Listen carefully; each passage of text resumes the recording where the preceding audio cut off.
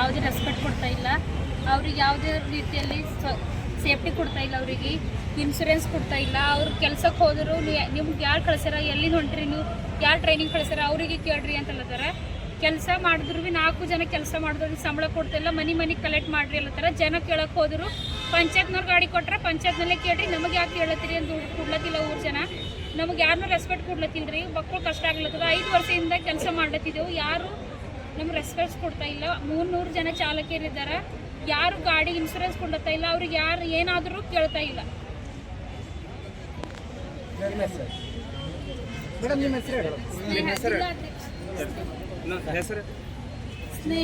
ಏನು ಸ್ವಚ್ಛತಾ ವಾಹಿನಿ ಚಾಲಕರು ಏನು ಸಿಬ್ಬಂದಿ ವರ್ಗ ಇದೆ, ಅವರಿಗೆ ತುಂಬ ದೊಡ್ಡ ಮಟ್ಟದಲ್ಲಿ ಅನ್ಯಾಯ ಆಗ್ತಿದೆ.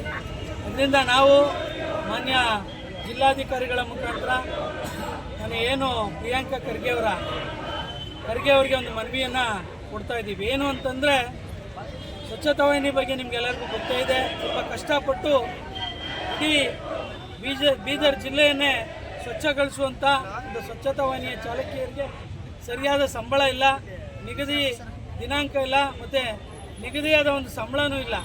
30 ರೂಪಾಯಿ ಕಲೆಕ್ಟ್ ಮಾಡಿ, ಪ್ರತಿ ಮನೆಯಿಂದ 100 ರೂಪಾಯಿ ಕಲೆಕ್ಟ್ ಮಾಡಿ, ನೀವೇ ಸಂಬಳವನ್ನು ತಗೊಳ್ಳಿ, ನೀವೇ ಗಾಡಿಗೆ FC, ಇನ್ಶೂರೆನ್ಸು, ಟ್ಯಾಕ್ಸು ಎಲ್ಲವನ್ನು ನೀವೇ ಭರಿಸಿ, ಪ್ರತಿಯೊಂದನ್ನು ನೀವೇ ಭರಿಸ್ಕೊಬೇಕು ಅಂತ ಹೇಳ್ತಾರೆ. ಪ್ರತಿ ಮನೆಯವರು ಎಲ್ಲಿ ಕೊಡ್ತಾರೆ? ಹೋಗಿ ಕೇಳಿದಂಥ ಸಂದರ್ಭದಲ್ಲಿ ಸುಮಾರು ಮನೆಯಿಂದ ದುಡ್ಡೇ ಕೊಡೋದಿಲ್ಲ.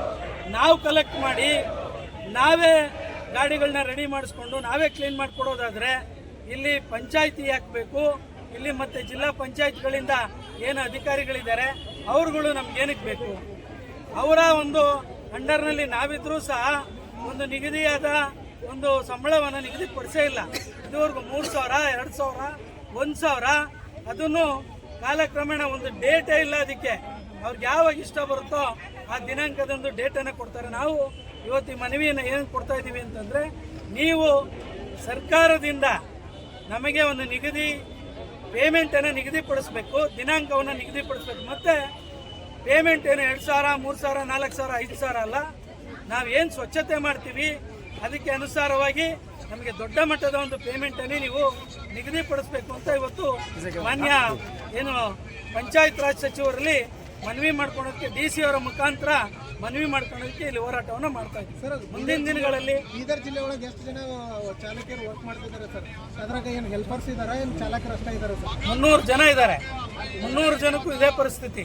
ಮತ್ತೆ ಅವ್ರು ಹೊರಗಡೆ ಬಂದು ಪ್ರತಿಭಟನೆ ಮಾಡಿದ್ರೆ, ಕಂಪ್ಲೇಂಟನ್ನು ಮಾಡಿದ್ರೆ ಅವ್ರನ್ನ ತೆಗಿಯೋವಂಥ ಕೆಲಸಗಳನ್ನ ಮಾಡ್ತಾರೆ.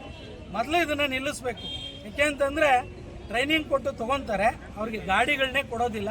ಗಾಡಿಗಳನ್ನ ಕೊಡಿ ಅಂತ ಕೇಳಿದ್ರೆ ಅವ್ರನ್ನ ತೆಗಿಯೋವಂಥ ಕೆಲಸಗಳನ್ನ ಮಾಡ್ತಾರೆ. ಇವ್ರಿಗೆ ಯಾರು ಬೇಕು ಅಂಥವ್ರಿಗೆ ಗಾಡಿಗಳನ್ನ ಕೊಟ್ಟು ಓಡಿಸೋವಂಥ ಕೆಲಸಗಳನ್ನ ಮಾಡ್ತಾ ಇದ್ದಾರೆ. ಇದು ನಿಲ್ಲಿಲ್ಲ ಅಂತಂದರೆ ಮುಂದಿನ ದಿನಗಳಲ್ಲಿ ದೊಡ್ಡ ಮಟ್ಟದಲ್ಲಿ ಬೀದರ್ ಜಿಲ್ಲೆಯನ್ನೇ ಬಂದ್ ಮಾಡೋಂಥ ಕೆಲಸಗಳನ್ನ ಮಾಡ್ತಾರೆ. ಎಷ್ಟು ಪೇಮೆಂಟ್? ನಾವು 25,000 ಮೇಲ್ಪಟ್ಟು ಪೇಮೆಂಟನ್ನು ಕೊಡಬೇಕು ಅಂತ ಕೇಳ್ತಾ ಇದ್ದೀವಿ. ಯಾಕೆ ಅಂತಂದರೆ, ಸಿಟಿಯನ್ನು ಕ್ಲೀನ್ ಮಾಡ್ತಕ್ಕಂಥವ್ರು ನಮ್ಮ ಚಾಲಕರು ಮತ್ತು ಸಿಬ್ಬಂದಿಯವರು ಇಷ್ಟು ದೊಡ್ಡ ಮಟ್ಟದ ಕೆಲಸವನ್ನು ಮಾಡ್ತಾ ಇರ್ತಾರೆ. ಅವರಿಗೆ ಒಂದು ಇನ್ಶೂರೆನ್ಸ್ ಇಲ್ಲ, ಒಂದು ಹೆಲ್ತ್ ಇನ್ಶೂರೆನ್ಸ್ ಇಲ್ಲ, ಯಾವುದೇ ರೀತಿಯಾದ ಫೆಸಿಲಿಟೀಸು ಇಲ್ಲ, ಮತ್ತು ಉತ್ತಮವಾದ ಒಂದು ಸಂಬಳನೂ ಇಲ್ಲ ಅಂತಂದರೆ ಅವ್ರಿಗೆ ಸುಮಾರು ರೋಗ ರುಜಿನಗಳು ಬರ್ತಾ ಇದ್ದಾವೆ. ಅದಕ್ಕೆ ಯಾರು ಟ್ರೀಟ್ಮೆಂಟ್ ಕೊಡಿಸ್ತಾ ಇಲ್ಲ, ಯಾರು ನೋಡ್ತಾ ಇಲ್ಲ. ಅದರಿಂದ ಎಲ್ಲ ಹೆಲ್ತ್ ಇನ್ಶೂರೆನ್ಸನ್ನು ಕೊಡಬೇಕು, ಇನ್ಶೂರೆನ್ಸನ್ನು ಕೊಡಬೇಕು. ಮತ್ತು 25,000 ಮೇಲ್ಪಟ್ಟು ಚಾಲಕಿಯರಿಗೆ ಸಂಬಳವನ್ನು ಕೊಡಬೇಕು. ಅದು ಏನಿಲ್ಲಿ ಅಧಿಕಾರಿಗಳಂತಿದ್ದಾರೆ ಅವರೇ ಕೊಡಬೇಕು. ನಾವು ಮನೆಯಲ್ಲಿ ಹೋಗಿ ನೀವು ಭಿಕ್ಷೆ ಬೇಡಿ ತೊಗೊಳ್ಳಿ ಅಂತಂದರೆ ನಾವು ತೊಗೊಳೋದಿಲ್ಲ. ಯಾಕಂದರೆ ನಾವು ಕೆಲಸ ಮಾಡ್ತಿರೋದು, ಭಿಕ್ಷೆ ಬೇಡ ಅಂತ ಕೆಲಸಗಳನ್ನ ನಾವು ಮಾಡೋದಿಲ್ಲ. ಬೇಕಾದರೆ ಅವರೇ ಭಿಕ್ಷೆ ಬೇಡಲಿ, ತೊಗೊಂಬಂದು ನಮಗೆ ಕೊಡಿ.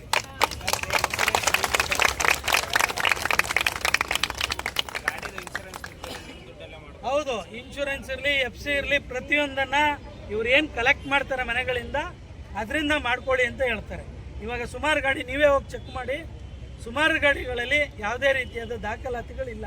ಮತ್ತು ಇವ್ರಿಗೇನಾದರೂ ಆದರೆ, ಅಪಘಾತ ಆದರೆ ಯಾವುದೇ ರೀತಿಯಾದ ಇನ್ಶೂರೆನ್ಸ್ ಆಗಲಿ ಇನ್ನೊಂದಾಗಲಿ ಬರೋದಿಲ್ಲ. ಯಾಕಂದರೆ ದಾಖಲಾತಿ ಸರಿ ಇಲ್ಲದೆ ಇರೋದ್ರಿಂದ ಅವ್ರಿಗೆ ಯಾವುದೇ ರೀತಿಯಾದ ಇನ್ಶೂರೆನ್ಸು ಬರೋದಿಲ್ಲ. ಇದನ್ನು ಕೇಳಿದ್ರೆ ನೀವೇನು ಕಲೆಕ್ಟ್ ಮಾಡ್ತೀರಾ ಅದರಲ್ಲೇ ತೊಗೊಳ್ಳಿ ಅಂತ ಹೇಳ್ತಾರೆ.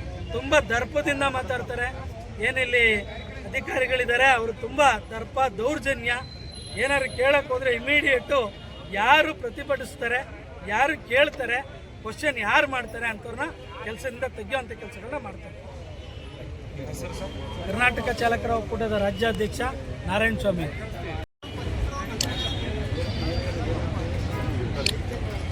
ನೋಡ್ತಾರೆ